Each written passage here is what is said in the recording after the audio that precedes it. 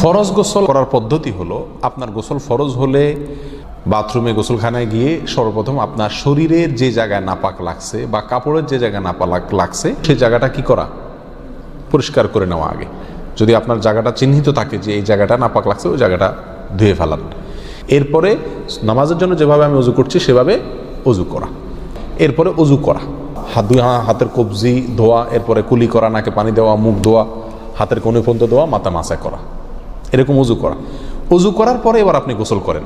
সেটা শাওয়ার দিয়ে আপনি মাথার উপরে পানি ঢেলে হোক আর আপনার মগ দিয়া হোক, যেভাবে হোক আপনি গোসল করেন। গোসল করা শেষ হয়ে গেলে, গোসল করে যখন বের হয়ে যাবেন, তখন যাওয়ার আগ দিয়া ওই যে পাও ধোয়া বাকি আছে অজুর, যাওয়ার আগ দিয়া পায়ের ওখানে পানি ঢেলে টাকনো পর্যন্ত পা ধুয়ে ফেললেন, বাস গোসল হয়ে গেল।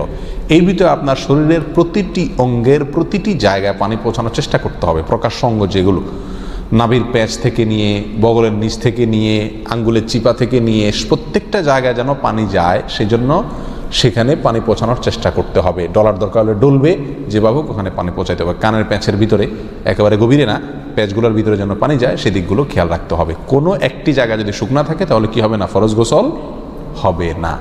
অতএব পরিপূর্ণ শরীর যাতে ধোয়া হয় সেদিকটা খেয়াল রাখতে হবে। নেল পালিশ ইত্যাদি বা কোনো রং টং ইত্যাদির কারণে যদি কোনো আবরণ থাকে শরীরের উপরে, তাহলে সেগুলো সরা নিতে হবে, তা না হলে কি হবে না, ফরজ গোসল আদায় হবে না। কথা, প্রথমে শরীর এবং কাপড় থেকে নাপাকগুলো ধুয়ে নেব, এরপরে অজু করব পূর্ণাঙ্গভাবে, পাও ধোয়া বাদে। এরপরে গোসল করব, আর বের হওয়ার সময় দোনো পাও টাকনো পর্যন্ত ধুয়ে তারপর বের হয়ে যাব।